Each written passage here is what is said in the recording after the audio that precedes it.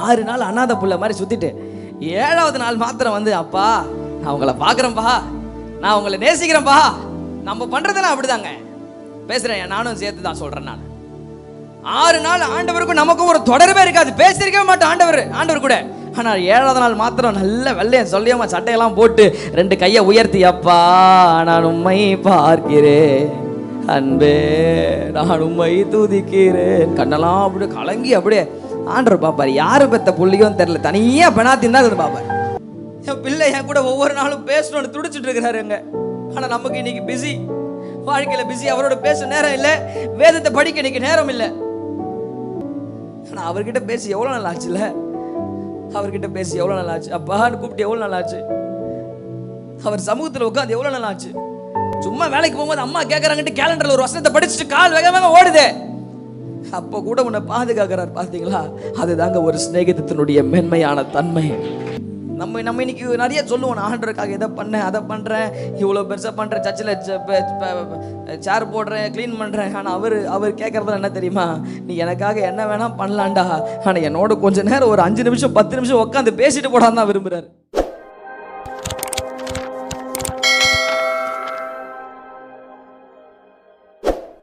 இன்னைக்கு அவரோட நேரத்தை செலவிடுறீங்களாங்க?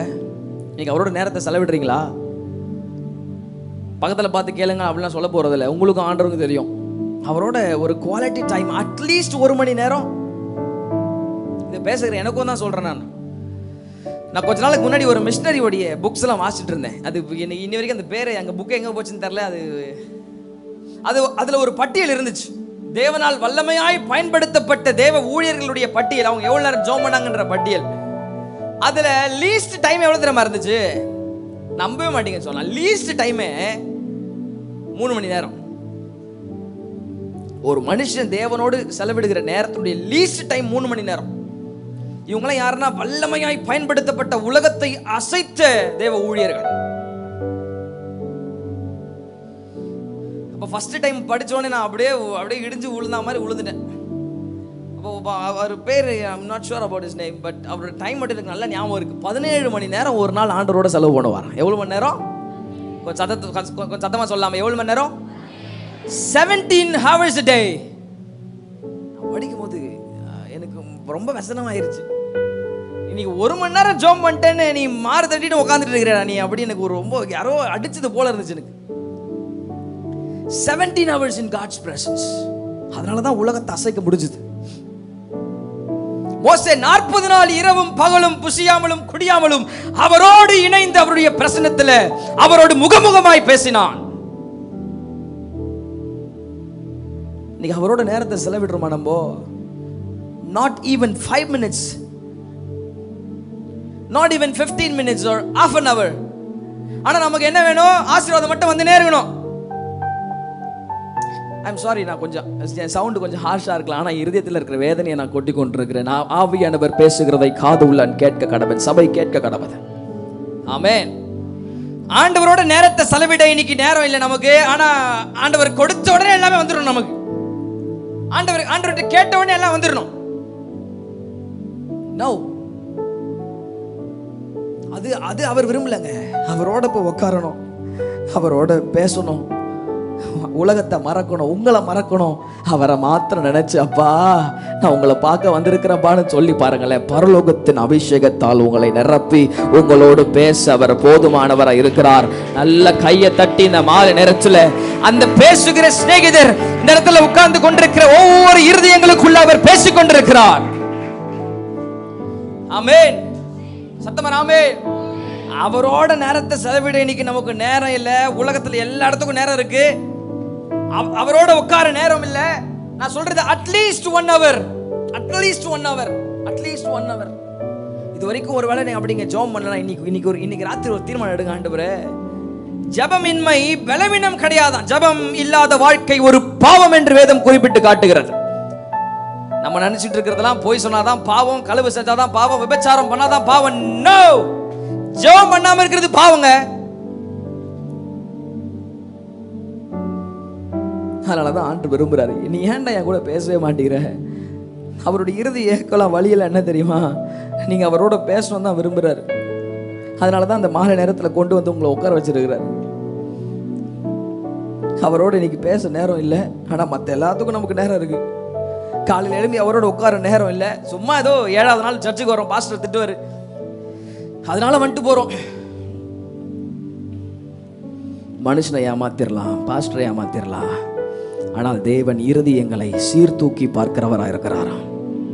அவர் நேரம் இருதயத்தை தான் பார்க்கிறார். He doesn't look how you present before him. நீங்க எவ்வளவு அழகா அவர் சமூகத்துக்கு வரீங்கலாம் பார்க்க மாட்டார், எவ்வளவு அழகா ட்ரெஸ் பண்ணிட்டு வரீங்கலாம் பார்க்க மாட்டார்.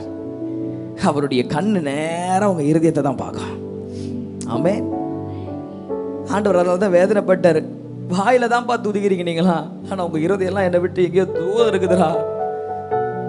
இந்த மாலை நேரத்தில் இந்த சத்தத்தை கேட்டுக்கொண்டிருக்கிற அன்பு உள்ளங்களே, அவர் உங்களோடு பேச விரும்புகிறார். எப்போ தெரியுமா? நீங்க அவரோடு பேசும்போது அவர் உங்களோடு பேசுவார். கையை உயர்த்தி, அப்பா நான் உங்களோடு பேச விரும்புகிறேன் ஆண்டவரே.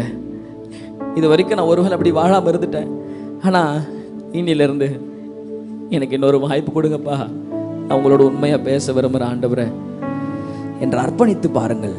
அவர் உங்களை மேன்மைப்படுத்த போதுமானவராக இருக்கிறார். ஆமென். சத்தமா ஆமென்.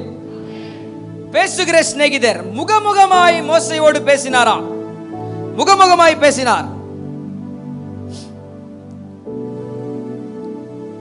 இந்த 2 நண்பர்கள் பார்த்தீங்கன்னா ரொம்ப நேரம் பேசுவாங்க. அப்படி என்னதான் பேசுவாங்க தெரியாது, ரொம்ப நேரம் பேசுவாங்க, ரொம்ப நேரம் பேசுவாங்க, பேசுவாங்க பேசுவாங்க பேசுவாங்க. விடிய 12 மணி 2 3 மணி 4 மணி வரைக்கும் பேசுவேன். என்னடா பேசுறேன்னு கேட்டா சும்மா ஃப்ரெண்டோட பேசுறேன்.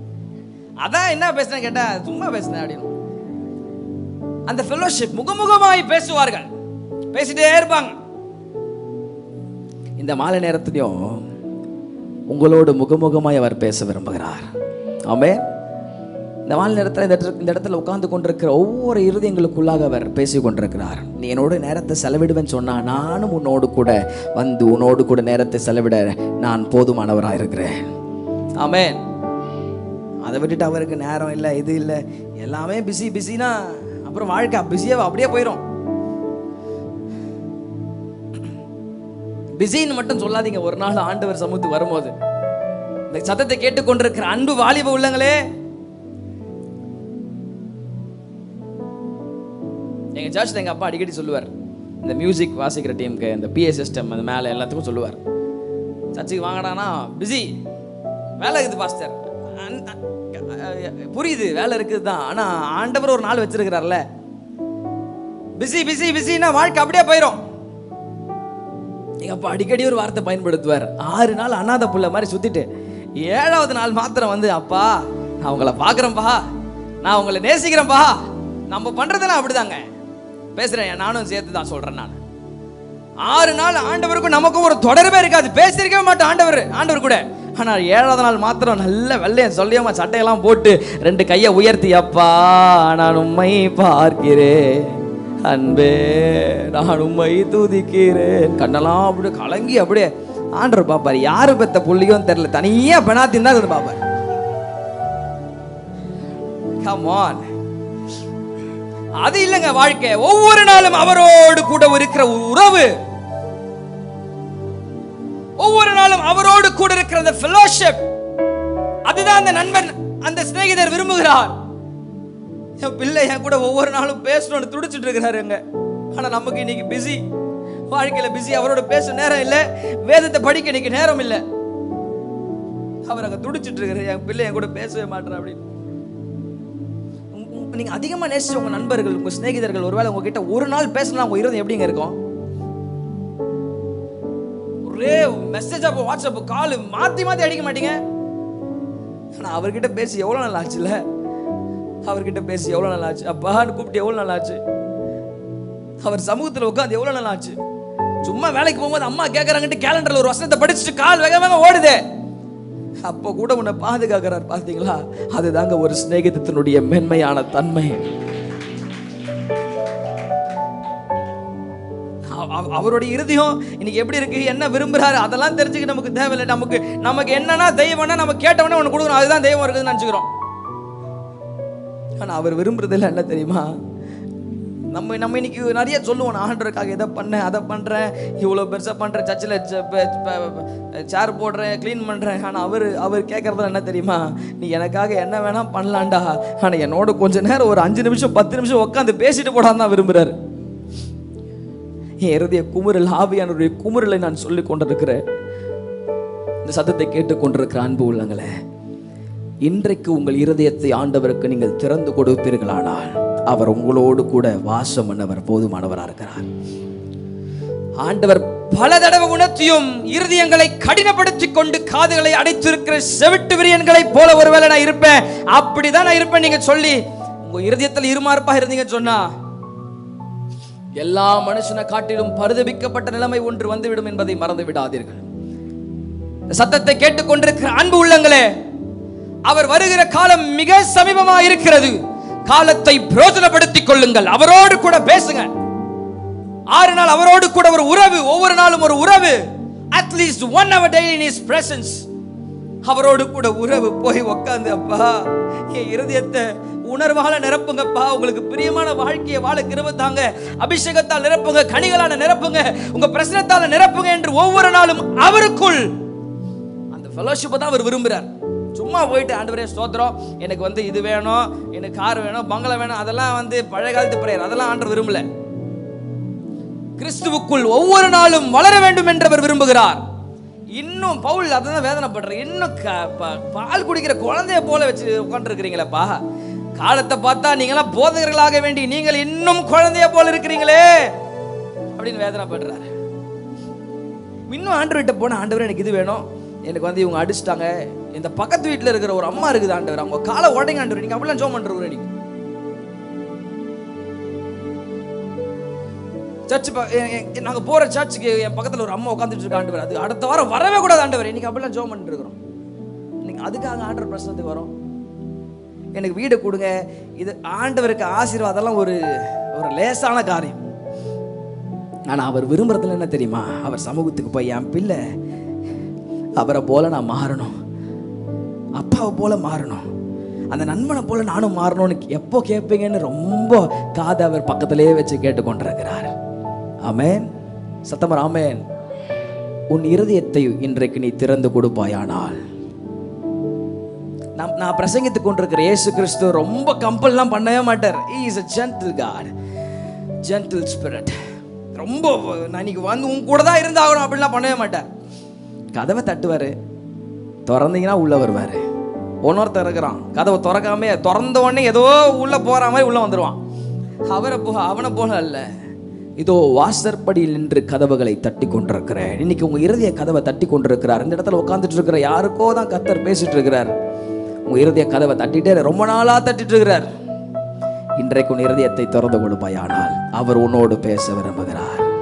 காரணம், நான் சொல்லுகிற சிநேகிதர் அவர் பேசுகிற சிநேகிதர். ஆமென், சத்தமர் ஆமென். 6 நாள் அவரோட ஒரு உறவு, 6 நாள் அவரோட பேசாம 7வது நாள் மாத்திரம் என்னதான் நீங்க காணிக்க போட்டாலும், என்னதான் நீங்க எவ்வளோ சர்ச்சை கொடுத்தாலும், என்னதான் நீங்க பாட்டு பண்ணாலும், துதிபலி செலுத்தினாலும், என்ன பண்ணாலும் இந்த ஆராதனை இந்த ரூஃபை கூட தாண்டாது. சத்தியத்தை சொல்லுகிறதுனால் சத்ருவானேன்னு பவுல் சொல்லுகிறது போல, சத்ருவானாலும் பரவாயில்லைங்க, எனக்கு வேண்டியதெல்லாம் இந்த ஒரு ஆத்மாவும் கைவிடப்படக்கூடாது நான் விரும்புகிறேன். அவர் வருகையில் ஒரு ஆத்மா கூட கைவிடப்படக்கூடாது. ஒரு உண்மையான ஊழியனுடைய இறுதிய வாஞ்சை அதுதான். சும்மா பேசிட்டு போய் எனக்கு தெரியும், but I don't want to do that. இங்க இருக்கிற ஒவ்வொரு ஆத்மாவையும் அவர் விலையேற பெற்றதா பார்க்கிறார். அவர் உங்களோடு பேச விரும்புகிறார். ஆமென். அவரோட பேசணும். உட்காருங்க, போயிட்டு தூக்கம் வந்தாலும் பரவாயில்ல, ஜபத்தில் உட்காருங்க, போயிட்டு அவரோட உட்காருங்க. அது 2 மணி நேரம் 3 மணி நேரம் 4 மணி நேரம் எவ்வளோ நேரம் ஆனாலும் பரவாயில்ல, போய் உட்காருங்க, அமைதியாக உட்காருங்க. நீ எதுவுமே பண்ண தேவையில்ல, ஸ்தோத்திரம்னு சொல்லிட்டு உட்காருங்க போதும். ஸ்தோத்திரம் மட்டும் சொல்லுங்க, உட்காருங்க. அவர் பேசுவார். கண்டிப்பாக பொறுமையாக வெயிட் பண்ணீங்கன்னா கண்டிப்பாக பேசுவார். இது என் வாழ்க்கையில் அனுபவிச்சனால நான் சொல்கிறேங்க, அனுபவிச்சனால சொல்கிறேன். சில நேரத்தில் தண்ணி ஜபத்துக்கு போகும்போது எனக்கு ஒரு ரூம் இருக்குது எங்கள் வீட்டில், ப்ரேயருக்கு தனியாக ரூம் வச்சுருவேன். யாரும் வரபடி லாக்லாம் பண்ணிடுவேன். நான் போய் சில நேரத்தில் உட்காந்துருக்கேன், ரொம்ப நேரம் பேச மாட்டார், அமைதியாக இருக்கும். என்ன ஆண்டவரே இன்னைக்கு நான் வந்திருக்கேன், நீங்கள் பேசவே இல்லையானா ரொம்ப நேரம் அமைதியாக இருப்பார். சில நேரத்தில் தூங்கிடுவேன். நீங்கள் பார்க்குறதுக்கு வந்து கிண்டலாக தான் இருக்கும். டேய் ஜோப் பண்ணால் தூங்க போகிறேன் நீ அப்படின்னு தூங்கிடுவேன். எழுந்து பார்த்தா 2-3 மணி நேரம் தாண்டிட்டு இருக்கோம், 5 மணி நேரம் தாண்டி இருக்கும். அப்படியே ஏதோ எங்கே வந்தோம் எங்கே இருக்கிறோன்னே தெரியாத மாதிரி இருக்கும். பரவாயில்ல, அப்போ உட்காந்துருங்க, அவர் சமூகத்தில் உட்காருங்க, நான் வந்திருக்கிறேன்ப்பா, என் கூட பேசுங்கப்பானோ. அவர் விரும்புறதுல அதுதான்.